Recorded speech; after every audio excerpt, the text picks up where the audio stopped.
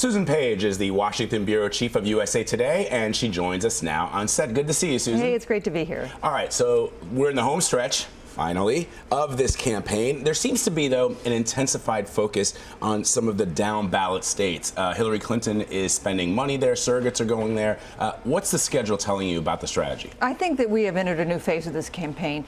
Both Democrats and Republicans, that is, Republicans who are not named Donald Trump, have concluded that Trump is going to lose. And the Democrats in particular are now focused on trying to make sure that the Senate flips to Democratic control and that they make as many gains as possible in the House, although I think Democrats are still not at all confident. In fact, think they probably won't win control of the House, but they can make things harder for the Republicans who continue to control the House if they can get their numbers down. You know, you got to wonder, though, does Hillary Clinton run the risk of appearing a little too self-assured as she pivots in this direction? You know, that's a risk, especially 15 days out. You know, that is a lifetime in politics. Things can happen. We've had WikiLeaks disclosures. Maybe there'll be more that are troubling for her.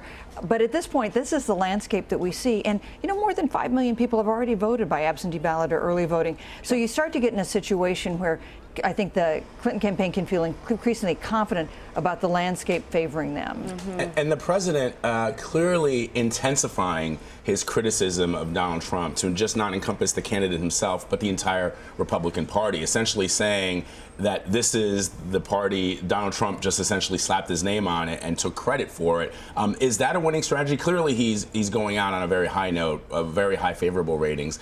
Is that a winning strategy for the Clinton camp? You know, it's interesting the role that President Obama is playing, because he didn't do this much down-ballot stuff in his presidential races, but he's in a position to do it now with his popularity high, not running himself. Hillary Clinton looking like she's in pretty good shape. He's now done dozens of ads for down-ballot candidates who are running for the House. Somebody's running for a state judicial post, and that is an effort to use his popularity to really spread the wealth for Democrats. So yes, I think it's a sign of the strength for Democrats. You know, Democrats have a lot of surrogates who are very helpful. They've got Barack Obama, they've got Michelle Obama, they've got Joe Biden, and Donald Trump just doesn't have that on the Republican side. Yeah. Well, in regards to the down-ballot candidates on the Republican side, I want to read you something that Mike Huckabee tweeted out, former Arkansas governor. He says, if GOP loses Senate, it's not because candidates ran with Donald Trump, but because they ran from him.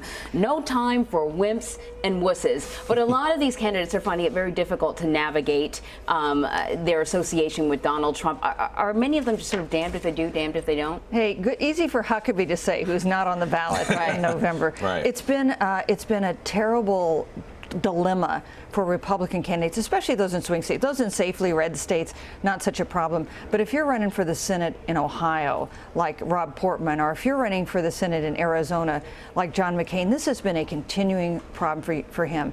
And we see that there's a kind of toxic nature to Donald Trump's candidacy in swing states with some voters that Democrats are now really hammering home. Pat Toomey in Pennsylvania, another Senate candidate who should be in pretty good shape. He's maybe ahead a point or two. The polls have been pretty close. They are really going after him in a big way to try to elect the Democratic challenger, Katie McGinty. Susan, let's turn to our new polling. There's a new CBS Battleground Tracker poll in Texas showing Hillary Clinton only 3 points behind Donald Trump. Now, this is a state that Mitt Romney won by about 15 points in 2012. The Real Clear Politics has it as a toss-up.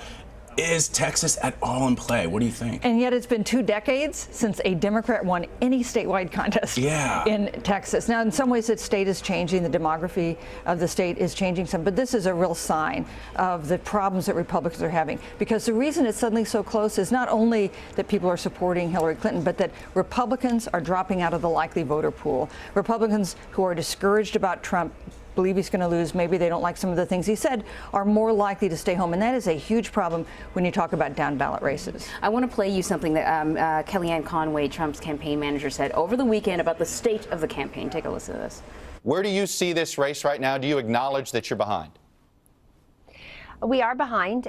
She has some advantages, like $66 million in ad buys just in the month of September, thereby doubling her ad buys from August. Most of those ads are negative against Donald Trump, classic politics of personal destruction, cesspool kind of ads. And she has tremendous advantages. She has a former president, happens to be her husband, campaigning for her, the current president and first lady, vice president, all much more popular than she can hope to be.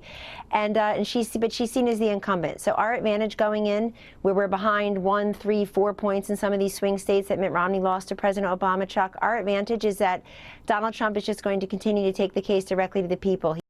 I think this is the first time you've heard a member of the campaign sort of clearly say, yeah, we're in trouble here. What do you make of these comments? Is this sort of a weird attempt to get out the vote for Donald Trump, to scare his supporters? It's a hard situation, I think, to be in the Trump campaign now. I'm sure they believe in their candidate. They hope he can win. On the other hand, Kellyanne Conway has been a pollster for a long time. She can look at these polls and see that the path for him to get to 270 electoral votes has been narrowed, and it's not clear it even exists anymore. Really, really tough for him to stage the kind of comeback. So I think it's hard, and it's true that what she says, that Obama and Biden and Michelle are more popular than Hillary Clinton. On the other hand, Hillary Clinton's the one on the ballot who seems headed toward election, and an historic election. If she wins, the first woman in our history to win the presidency. Yeah. And to that end, I mean, WikiLeaks continues to release. It's like a drip, drip, drip. Every single day we get something, specifically emails that John Podesta has written.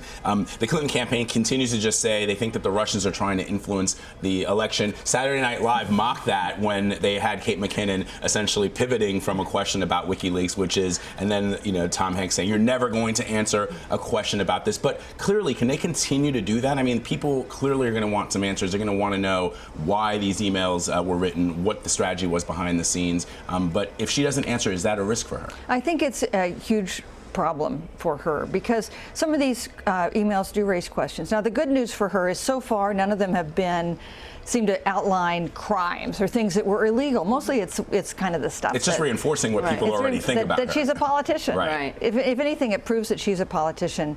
But I do think it reinforces questions a lot of Americans have about, is she honest and trustworthy? Is she transparent? And does she have my interests at heart or somebody else's interests? And maybe the only way she can address those is by delivering if and when she's in the White House. Mm-hmm.